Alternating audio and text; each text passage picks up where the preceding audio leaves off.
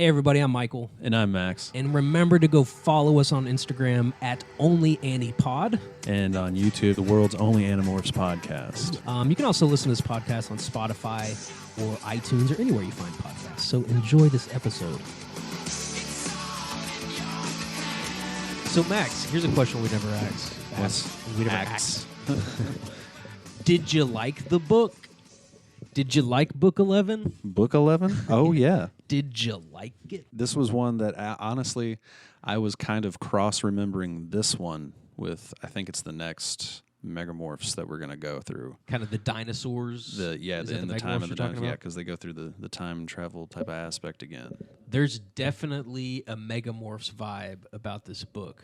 Because as we go through the plot, you'll hear that it's quite, I don't want to say far-fetched, but it's that big adventure. It's less far-fetched than Megamorphs. Yeah. But it's still a little bit out there. But, you know, there's different elements involved. Okay, cool. Maybe we'll start every episode that way. Hey, did you like it? Did you like it? Number 11, The Forgotten, here on the world's only Animorphs podcast. I'm Michael. I'm Max. Thank you guys so much for tuning in.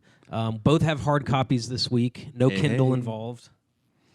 Nothing too crazy on the outskirts of this one. You know, the cover, of course, really cool. The illustration on the inside, anyway. Both, really, honestly. But really love the lush forest that you see there. The Forest of Rain. If it were animated, it would remind me of the Tarzan landscape. I feel like they don't put this much effort into book photo sleeves anymore. You know what I mean? Like, because it's a digital picture, right? Like, there's no part of this that is an actual photograph on the inner sleeve of the book. Or am I wrong about that? I mean, like, is it two photographs superimposed, or is it all made graphically? We needed like a graphic artist to tell us. It definitely looks like the leopard is a separate photograph that was superimposed on the background image. Then you got the sun rays coming in, the sunbeams. Mm-hmm. That's nice. I think that's also an additional touch to a degree, like at least enhanced with also, the extra mist and all that. Also, not leopard, jaguar. Yeah, totally a jag there.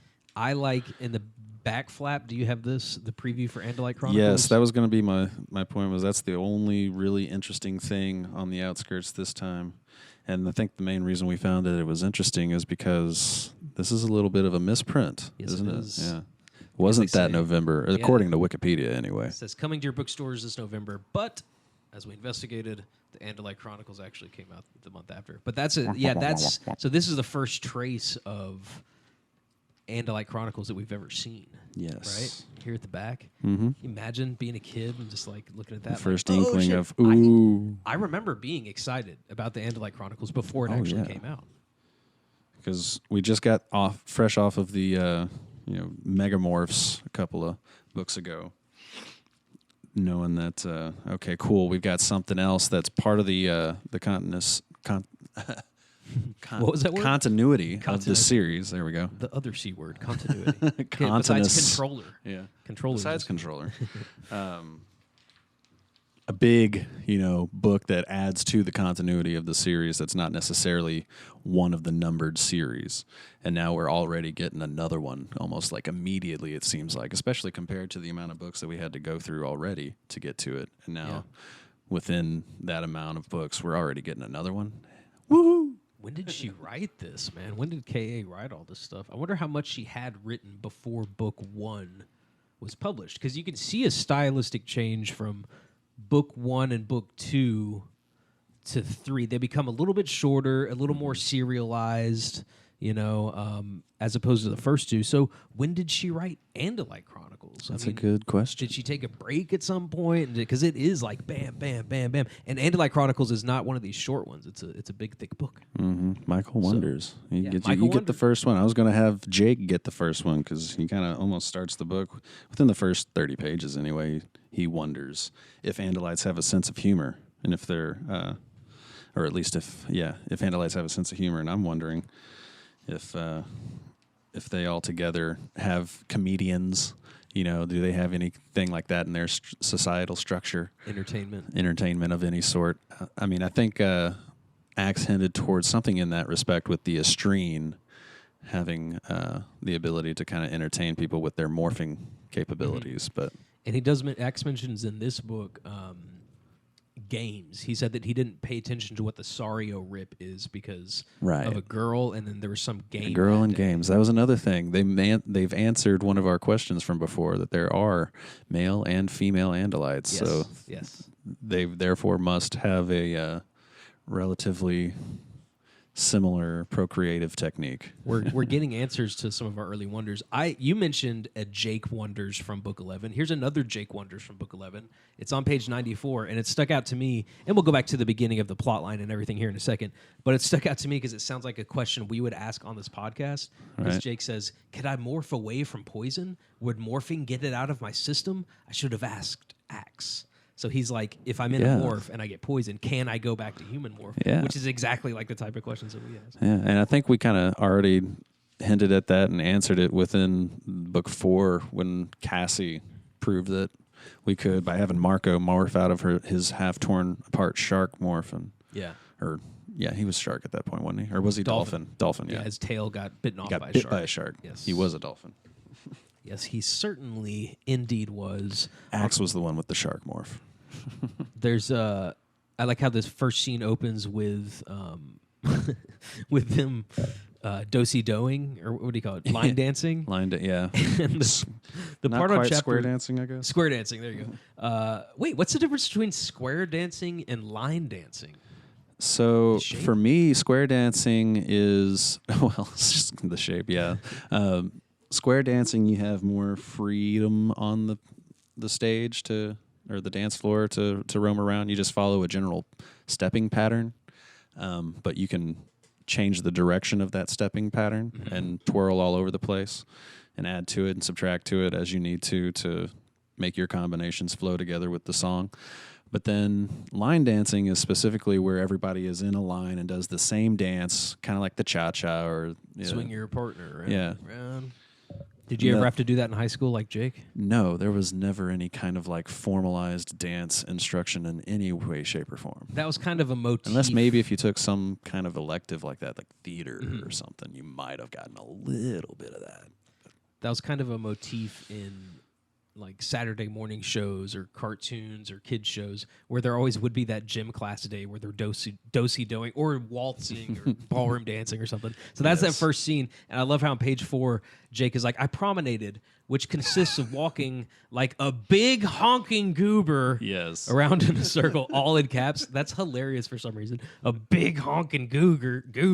And he also calls it screaming cat fiddle music, which... Yes, I love that even K.A. Applegate is repulsed by country music. It's the real stuff. I think I might have possibly found a version of Marco's catchphrase. You were asking many episodes ago. Yes. We're dead meat. That's a good page 30. That's kind of at least the sentiment. Yeah. He said that's on page. Very nice. Very nice. There we go.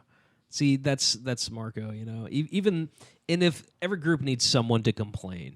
Even if he wants to go in, he's still going to complain. Of course, the main issue in this book, there's a couple of things overall about this book. So, first of all, plotline-wise, they find out that there's something going on at a grocery store. Apparently, there's a blade ship that is like inside it. Maybe it crashed. Something hit the ground and crashed into the store. And Chapman is there overseeing things. Now, that is plot-wise, but overall... we're seeing Jake kind of come to terms with the fact that he's the group leader. Yes. Things, this is something he always grapples with, but this book in particular, in both like actual fact and then also the way the story is constructed, kind of allows for Jake to explore those feelings, and we really get to see the burden that he holds as the leader, him and Polo. Because it's a lot of stress to have to be the one to always call the shots, always make the big, heavy decisions, the life-rendering decisions, things that decide whether or not y'all all or maybe none of you survive. So, yeah. Who morphs? Who goes? What do we do? What is Tobias's role? Like who's going to be best at what? Like these are decisions that Jake has to make all the time. And he accepts it, but in this book, I think for the first time, we see him kind of shut down and flip out a little bit later on. He's also having jungle visions. Yeah, again, but in non-dream form, in like alternate reality form. Like for a moment, he's elsewhere, actually there, participating in whatever this reality is, and then an instant later, flash. He's back. Yeah, he says, I smiled at the thought. Then, flash, green, everything was green. It was the greenest place on earth. Trees, moss, vines, ferns, green everywhere. Marco was there, and the others. And then it's like, yeah, flash. I was back. Back to listening to Tom tease me like he was actually Tom. Right. Yeah. I thought it was interesting that he used the word fought instead of fight, as in referring to Tom. He fought Tom, as if maybe this book is still being written from past tense and they're not trying to be like a present tense type of thing, like writing it soon thereafter. Yeah. Like this is all some form of a recollection, which kind of answers another one of your wonderings from previously of why don't they do some kind of a time capsule or some rendering like that? This kind of is. That's what the whole series is their memoirs, their leave behind their journal, so to speak. Yeah. Diary, if you will. Because I was saying, like, yeah, why don't they, it would kind of, in one of these books, they were struggling with, if they die, basically, their parents wouldn't know what happened. So I was like, well, they should, like, bury or leave some kind of capsule to let them know. But you're right. It's the books. This is literally the Animorphs time capsule that we have right here. So we're getting these jungle visions. There's an exciting morph whenever they morph into flies to go check out the Safeway, and they're like almost getting hit by the cars and like zipping through. And we find out later that's sort of the moment before they morph to flies and go to Safeway to see what has crashed and why Chapman is there. That's the moment where they should have stayed. Creepy thing about that moment, 8:19. I was reading this book this morning, finishing it up, and I was at that part. Literally read the words 8:19 at 8:19 in the morning this morning. I took a photo with my phone. Wow. I tried to then like scroll down and have the time on and do a screenshot to show the time so that it has those words and everything. It was creepy. That stuff happens. Stuff like that happens to me sometimes, and I'm just like for example, I'll be in the car and listening to the radio. There's a great talk radio station called The Ticket, and they'll say the word like fountain or something like that, like just in the course of a sentence, like, yeah, I saw this fountain, and I'll be driving by a billboard and it has the word fountain on it, and I'll look at the word right when they say it, and those things you just kind of throw your hands up and you're like, and then you look over to the left and there's actually a city constructed fountain. It's crazy, man. You look to your right, there's a guy named Fountain sitting there. It's like drinking a Fanta or from a water fountain. Like a stuff like that. But what are you going to do? It's just, that's like crazy stuff that maybe we're in a simulation, maybe we're in a Sario Rip ourselves. We don't know. But yeah, that's one thing that's interesting about this book that we haven't seen before is the timestamps. Yes, I thought that was really cool, especially when you get to the first chapter after he's had his whole big incident and it says time unknown. Yes. Yeah, it's pretty cool. And that's going to come into play. Is it at chapter 1? Is the timestamp on chapter 1, or does it start on chapter 2? Yeah. It is? Yeah, it's from the very beginning. Yeah, there we go, 122. So right then, as soon as you open it up, you're like, oh, shit. Yeah. Something's going on here. Let's see. Okay, so the plan, their big genius plan, this book, is to fly a blade ship to... Wait, not the blade ship. Fly a bug fighter. Yeah. Fly a bug fighter to the White House, land on the roof. Further confirming their North American... placement. Yes, yeah, probably. Yeah, there you go. They're definitely American, or at least in North America. Yeah, that's their plan. So I don't know. Seems a little. That's the first thing that you're like, all right, this is okay. This is a little bit different. This is a crazy plan. Like you kind of get the sense that stuff's gonna go haywire because you kind of know they end up in the jungle. So it's like, what's going on here? But that's the plan. We're gonna get in a bug fighter and fly. And that scene where they're flying and being chased by the blade ship. I remember reading that as a kid and being super excited by that because you have Axe at the controls, and then you have Jake like shooting like an arcade game at the guns, and then like an American ship is chasing them first, and then the blade ship is chasing them. And so what happens is the Draken beam fires from the blade ship, a Draken beam fires from the bug fighter, they meet. Yes. And now we're in the rainforest. This book really gives us a lot of information on the full power of a Draken beam. and the extent to which it can do damage and whatnot. Well, we saw in book 3 when Tobias had a Draken beam and he fired it at was it the blade ship? No, it was a truck ship. Yes. Where he basically crashed their truck ship with a Draken beam. But yeah, in this one, I think you're referring to whenever they shot and it like went through trees and stuff. That too, yeah. That they give us, on pages 120 and 125, they give us pretty clear descriptions of like Visor 3's pissed off. He's like, do you remember how far a Draken beam can go? And then like they have a clear description of it not only vaporizing probably a tapir that they ran into, but then also going through the tree that they're on and doing so much damage to that tree that it ended up falling over and causing them to now alert the controllers around them that there's some funky monkeys hanging around you. But I seem to remember you can also put the Draken beams on different settings. Yeah. So you can have like full setting.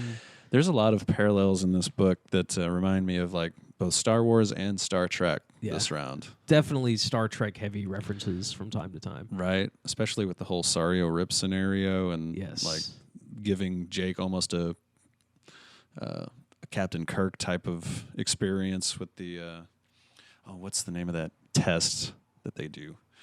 F. Test in Animorphs or Star Trek? In Star Trek. If you know, comment below either on YouTube or Instagram or somewhere.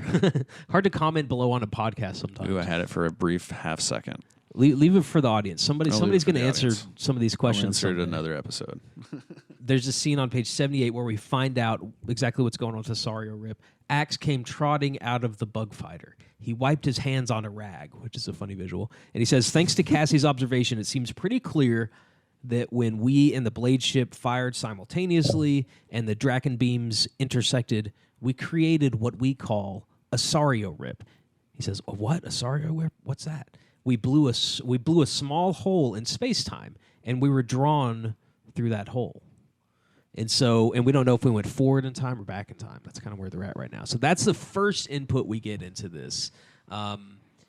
It's cool that we get a little more anything that like builds the Animorphs universe, like Visor 3's morph at the end, or really any of Visor 3's morphs, or the Sario Rip, or finding out what an estrine is and a Nothlit and the Andalites, rituals and stuff. All of that stuff that it gives us insight into what's really going on out there with the different aliens is cool. It builds the universe, Yes.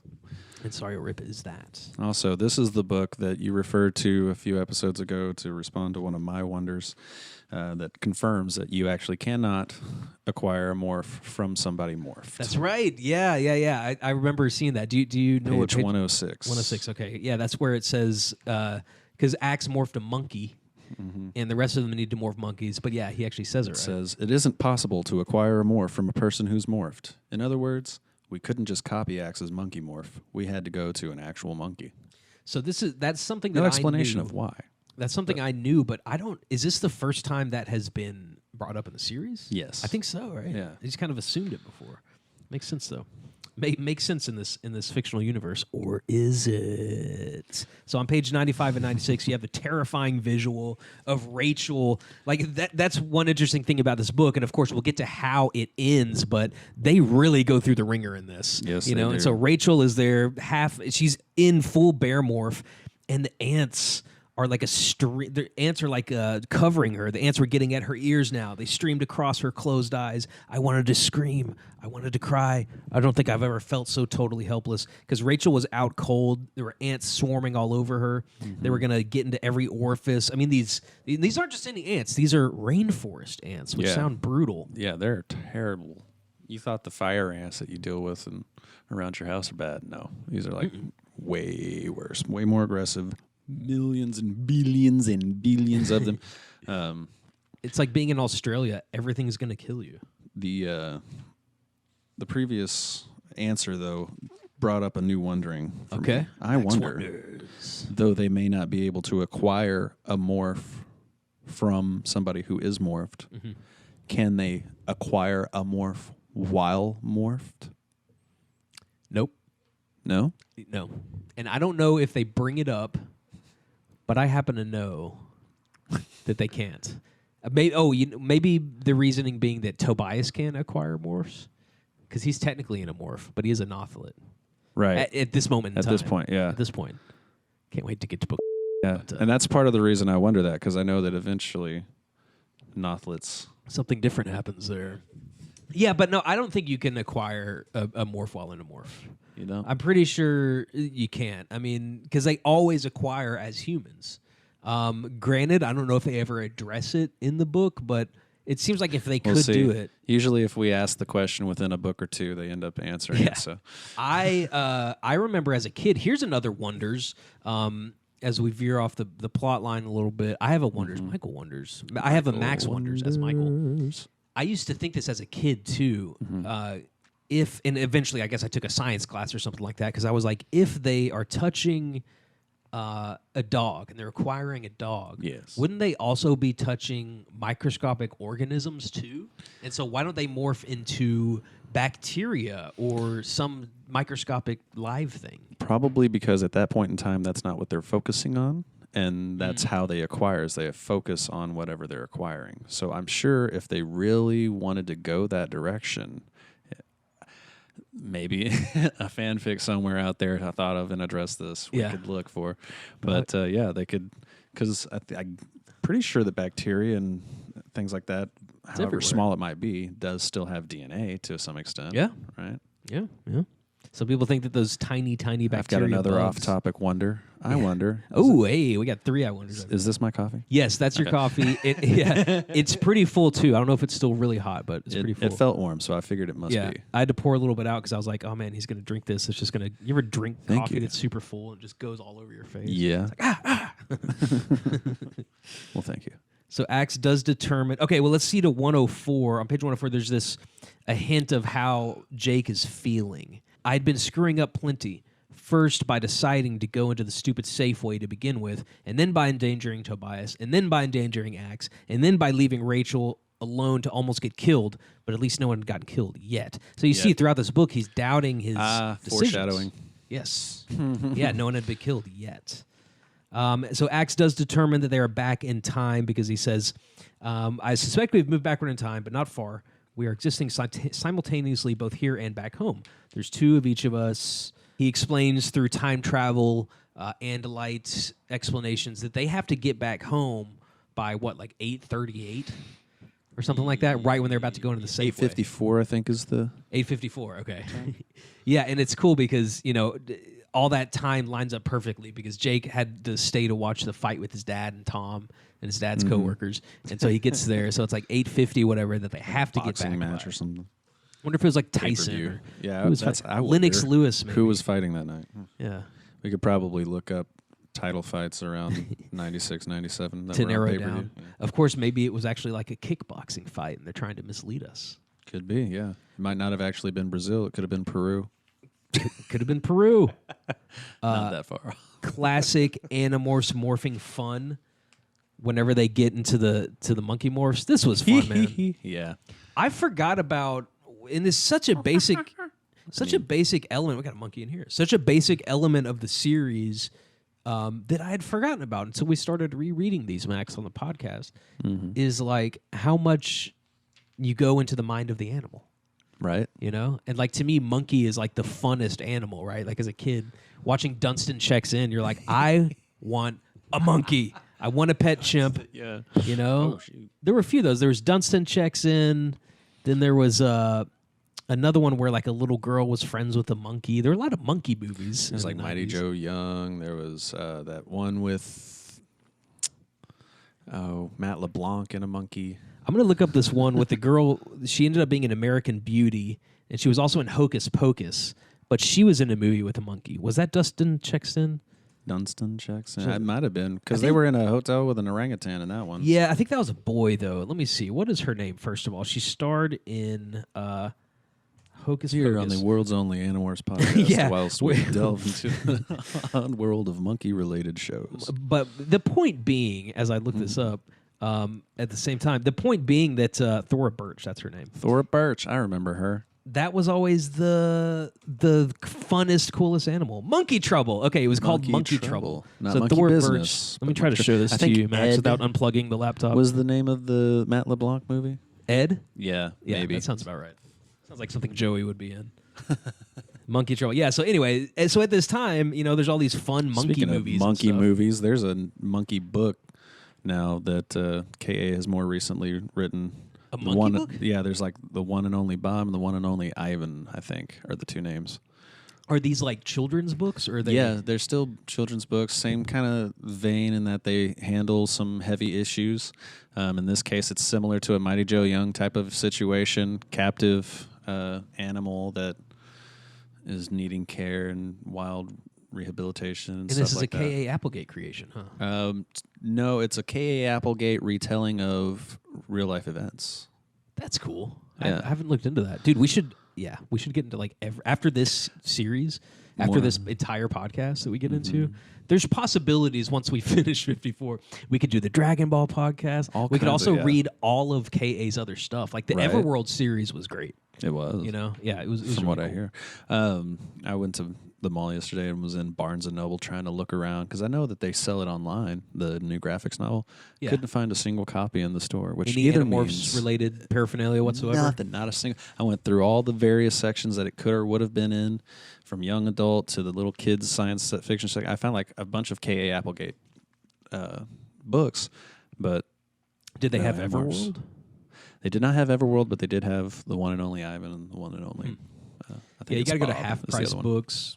Or Yeah, probably eBay. This is why I miss Walden. I've seen a bunch at Half Price, because they're all used books. Right. And so, that's where I got quite a few of these, actually, before I started ordering them off of eBay. Dude, I wonder if I'll ever run across, if in fact the other half of my stash was stolen, if I'll ever run across any of them going through a bookstore like that and be able to identify it because of markings that I have on the inside of the book, Yeah.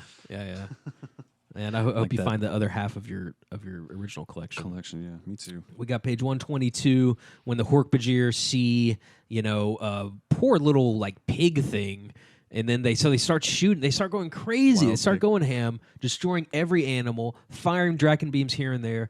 Cassie says they're killing everything. We have to stop them. Monkeys were destroyed. Birds in the trees were destroyed. A sloth and its baby hanging from a branch were destroyed. Man. Oh man, the Hork-Bajir were on a rampage. They were past just shooting at monkeys. They were shooting at anything and everything that moved in the high branches. Brutal, dude. Brutal. Absolutely. It's a bloodbath, man. Carnage In the rainforest by the Hork-Bajir because, the whole mission now is that they're trying to get back to the blade ship, right? So that they can all fly back and hit the time thing. And so it's this brutal scene of carnage. Jake feels so much regret. On page 126, he says... we were trapped because of my own mistake. He's like, I knew better. I could have done better. That feeling of, and here you go. This is the overall theme. Expansion of the theme is like, we all do things that we feel bad about. And sometimes those things that we do feel bad enough to where it's like, am I ever going to live this down? Am I ever going to be able to just live my life without thinking about these bad decisions I made and the secrets that I hold? Like, will I ever get past this? Will it ever feel okay again, pure and wholesome or whatever? And I think that Jake has a form of that, of like, the extreme regret he feels in the moment. Maybe he's not even thinking if it'll last forever, but I'm sure eventually he'll have that thought. They must all have that thought of like, we experience so much now. I miss the innocent times. Yeah, the whole series does a really candid job of capturing the wear and tear that the war situation that they have been flung into takes on them mentally and physically. Yeah, especially this book, because at some point he says we've been out here for more than 24 hours. They hadn't eaten, no shoes in the rainforest. They've morphed multiple times. The only water they've had is off of the rain from the leaves. Yeah, and so it's like that's what they're definitely physical stuff going on here. I wonder if any of them got sick or would have gotten sick otherwise from any of the stuff that they had to do while out there, but because they were morphing and going back and forth, right? They weren't experiencing the effects of it. I wonder if there's an limit to how much you can morph away from. Like, let's say you get a deadly virus and you can morph out and then back in. Radical virus that can survive the morphing process. Yes, or just a virus that stays just enough in the human form that, like, even morphing back and forth, or like a cancer for example, like maybe it would something created by the morphing process, even like morphing cancer. Yeah, but like I wonder if there would be a disease that could stick enough to where morphing would slow it down, but it wouldn't go through. I don't know. That type of thing we may not. What actually if morphing get the is answer the to. cure for cancer? I like it. Okay, here's a question, kind of a dicey question, all right? So on page 129, they see that the local guys come in and sneak up on him. Jake says, I was amazed. It's impossible to sneak up on an Andalite. It is even more impossible to sneak up on a red-tailed hawk.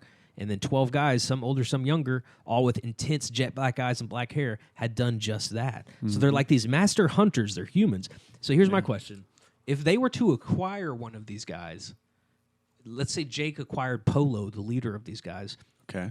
Would Jake instinctively have the hunting skills that Polo has? Or is it like, would he, just like when you're in, a different morph, like would he have parts of his brain that he could tap into that would be super acute to hunting and everything like that? I think he might have some kind of inclined natural instinct for it, and it might feel familiar to him, much like the brachiating they did as monkeys did. Yes. What is brachiating again? Swinging. Oh, okay. The act of they should just say swinging swinging from tree to tree. The Why have a bigger word? action that is responsible for us being able to throw. Oh, right. Okay. Apparently. Never tied those two in. Yeah. Learned that from Animorphs. Because our joints grew the way they did so that we could swing from the trees. That's also what makes them capable of creating a throw motion. Yeah. Whether it be with spear or ball or whatever. But you don't think that they would just know, you'd think maybe they could tap into it a little bit, right? But yeah, I don't think that it would necessarily, because a lot of that will also be just learned behavior from his life up until that point. And then if let's say... So unless we find out down the line that they are somehow absorbing memories or at least habits and behaviors with the morph. And let's say that Jake morphed Polo and then put like crime and punishment or whatever in front of him, some book or Shakespeare. Would Jake in Polo morph be able to read English, even though Polo had never seen it, presumably? Yes. Now I think it would be like a it'd be like twofold process, because he could see the letters and Polo's brain wouldn't know how to read it, but Jake's brain in morph would. Yeah. So there'd probably be like a translation process, kind of, You think he would have Polo's language somehow to work through as a buffer? Is that what you're kind of leaning at? I think he would know. Well, yes. Yeah, and plus the fact that Polo may not be a huge reader. I mean, he's like a hunter, Yeah. Well, at least he's an artist, so to speak. He can draw a Hork-Bajir in the sand. And he can communicate really well. Yeah. And he has good instincts as to good and bad, because he must know WSL, World Sign Language. Yeah. Because, they know good and bad. He has a good sense of it, because otherwise they would have destroyed the Animorphs, just for being out there. But luckily, they make friends. So now Polo's on their side. He's the Amazonian Jake, yeah. Yeah. So we know from the cover that Jake morphs a jaguar. But I'm wondering, how did he do that? How did he touch a jaguar? And it turns out they are so tuckered out. Almost like he acquired the tiger.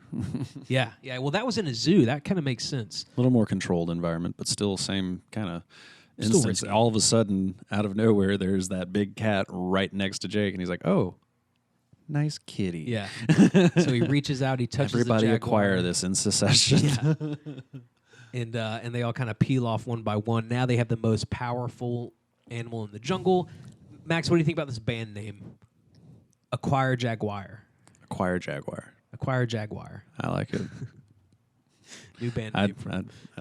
It sounds like it would be a kind of 80s hair metal. Yeah, Jaguar Acquire, or Acquire Jaguar. I don't know. Yeah, maybe not. Maybe sounded just make better a whole in my bunch head. of songs about getting a nice car, an XK8 or something. Yeah.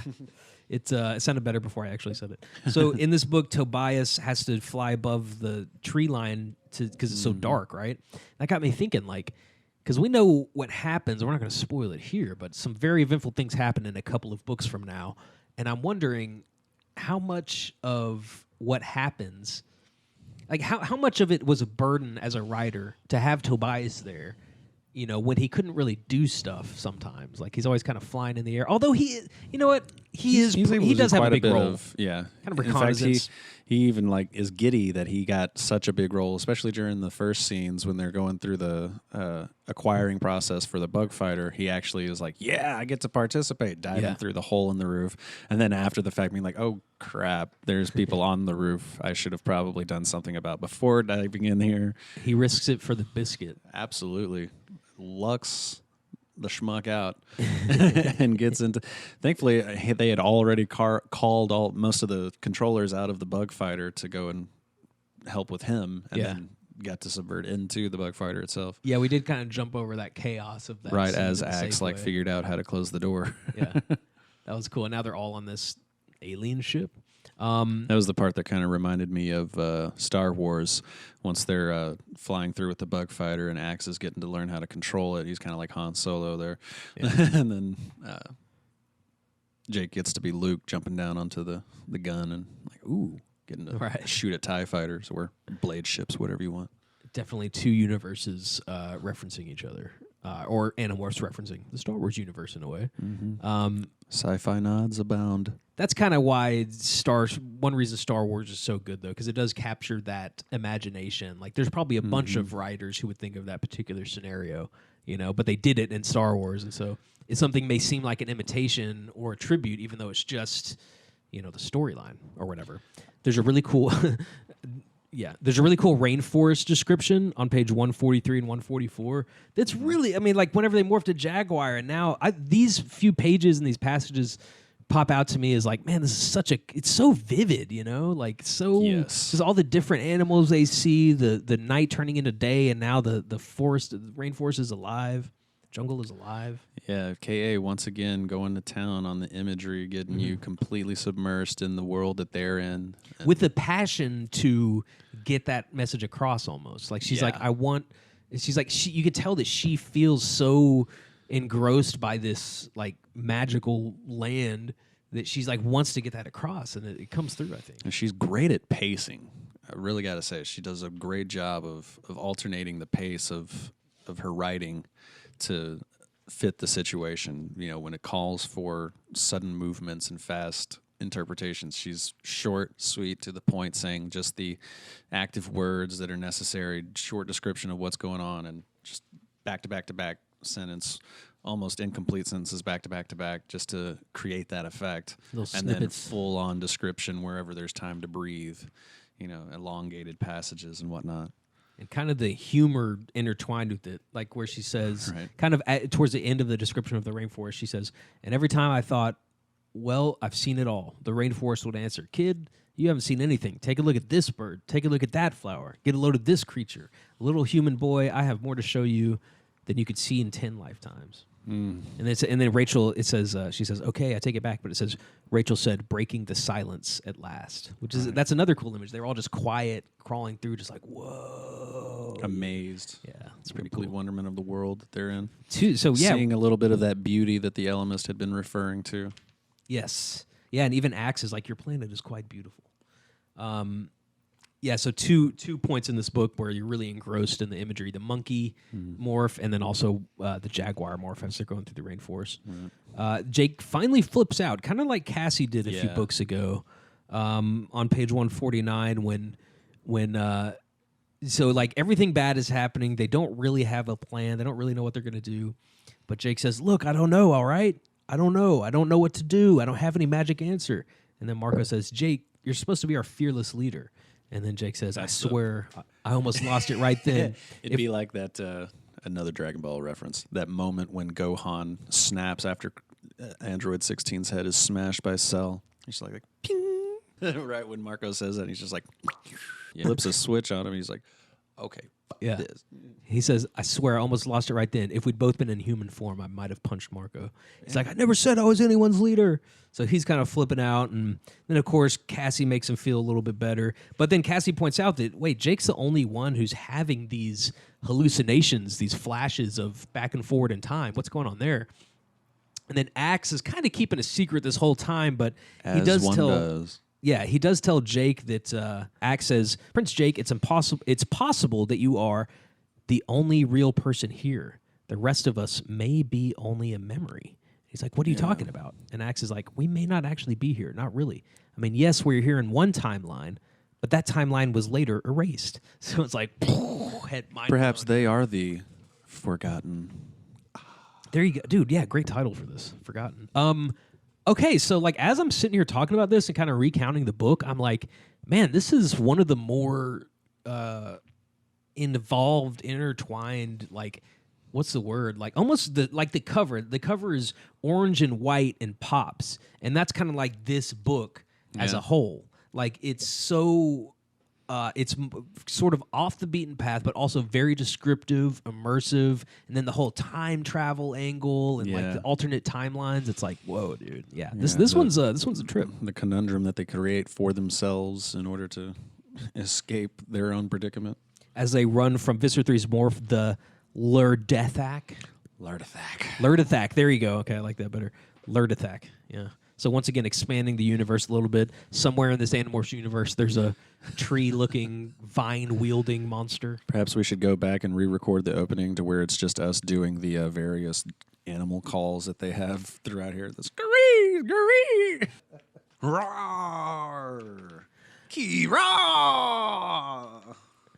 Cuckoo! Cuckoo! I'm sure that's in there somewhere.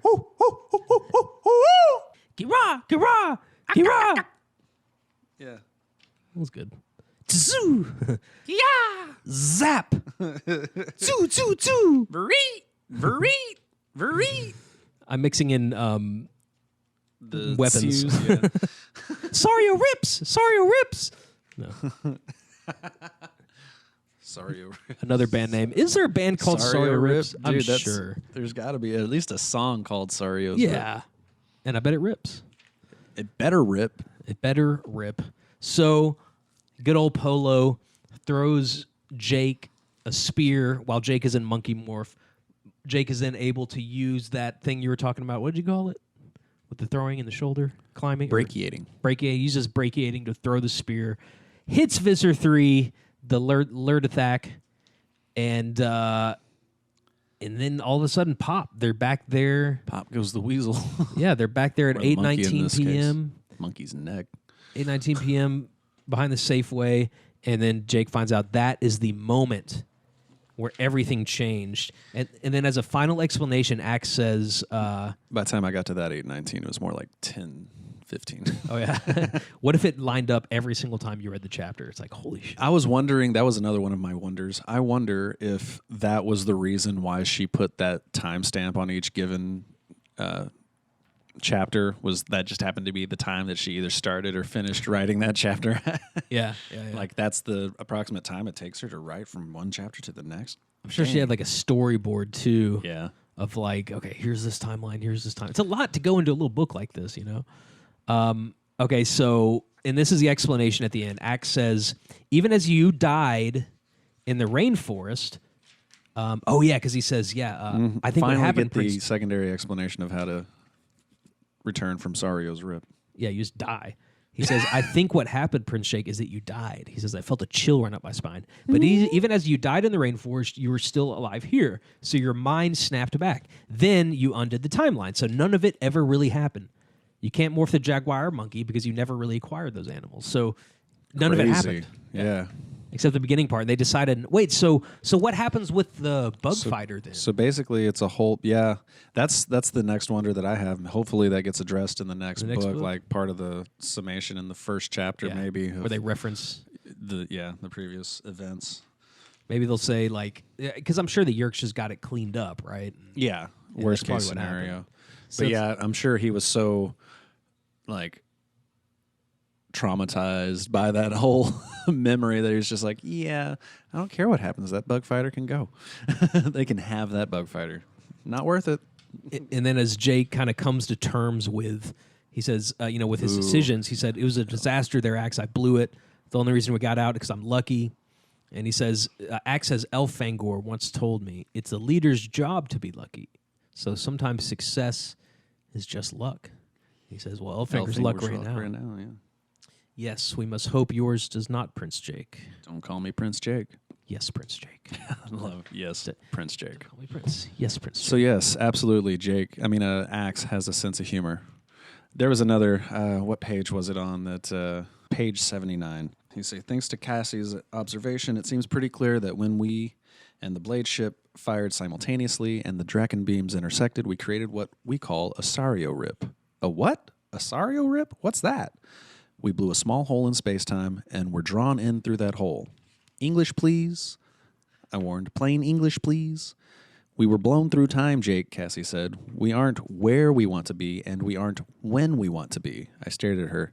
Did we go forward or backward? Are we in the past or the future? And this is where Axe has the humor. Yes. Axe said. It's definitely one of those two choices. Yes. That's like the exact kind of sarcastic answer that I expect from Marco, but that I would deliver in real time. Like somebody asks me between two choices, and I'm like, do you want to go get some fried chicken or do you want to go get some burgers? Yes. Yeah. But it's also, and it could also be a lack of humor because it's very straightforward, very deadpan. True. You know? But see, that's great humor to me. So. Yeah. That's the whole thing. Is he being intentionally And humorful? that's also another parallel that relates to both Star Wars and Star Trek, in my opinion, is another parallel for Axe to Spock and Data, in that when they do finally adopt humor, it's always deadpan humor like that. Yeah, Axe is definitely the Data of. Honestly, that's one of my favorite ones too in real life, because a lot of times places that I'm at, people take me pretty seriously a lot of up front until they get to know me, and then it's easy for me to just like fool them at one point and act like I'm still being serious about something, but I'm completely joking. And they start to kind of get upset about it. I'm like, I'm completely kidding. So this was a good one, man. It's an unusual book, a big adventure, Megamorphs-esque in its storytelling. Mike fell down. And level of adventure. And we got some cool stuff coming up in the series. When did we determine that Andalite Chronicles comes along? After which book? Well, chronologically, I believe. Did we catch that? I actually have it bookmarked on here, the entire bookography or whatever you call it. Oh, it doesn't have an order. So, okay. Oh, it's coming up, isn't it? So, yeah, Andalite Chronicles published in December 97. Excuse me. And that would mean it is right after book 13, which was published in November 97. Which is when this is theoretically supposed to have been published and released. So I'm wondering if... And there were two released in January. That we were seeing is because of the release of the full combination Andalite Chronicles that had all three books. If it was just the first Elfangor's Journey that was released November, and then... Do you mean the three Megamorphs that were put all together? No. The Andalite Chronicles was broken into three individual books. Oh, okay. Remember, the Elfangor's Journey was the first one, Alaron's Choice was the second one, and An Alien Dies was the third one. And then the whole three together was the Andalite Chronicles. And the version that you've got and I have is with the whole combination. But I also happen to have one of the individual books. I think it's the first one, Elfangor's Secret. I want to see that so bad. You got to bring it down next time. Yeah. Cool, man. Yeah, okay. Yeah, I forgot that Andalite Chronicles were in three parts. We're figuring this out as we go. I don't know that I ever had all three. I think I only had the one book. I wonder if they did like a limited pressing or something like that. Yeah, I guess we'll have to look at both of those versions of the Andalite Chronicles to see if it has 13 listed yet or if it just has 12, and maybe try and compare between 12, 13, and those sets of books to see if we can determine. Or we could like read 1/3 of Andalite Chronicles and then take a break and then read the other third. You know? Yeah. Do 11 or do 12, then do the first book of Andalite Chronicles. Do 13, then do the second book. Do 14, do the third book. We're gonna figure it out as we go along. I enjoy this book. The series is really heating up. I feel like we're past the introductory phase in the series. Megamorphs has happened, and Andalite Chronicles is about to happen. We're getting into the thick of it, man. We've got pretty much most of the tools to our arsenal, and we're just going to start expanding on that at this point. Oh, yeah. It's good stuff right here on the world's only Animorphs podcast. Until next week, I'm Michael. And I'm Max. And together, we fight.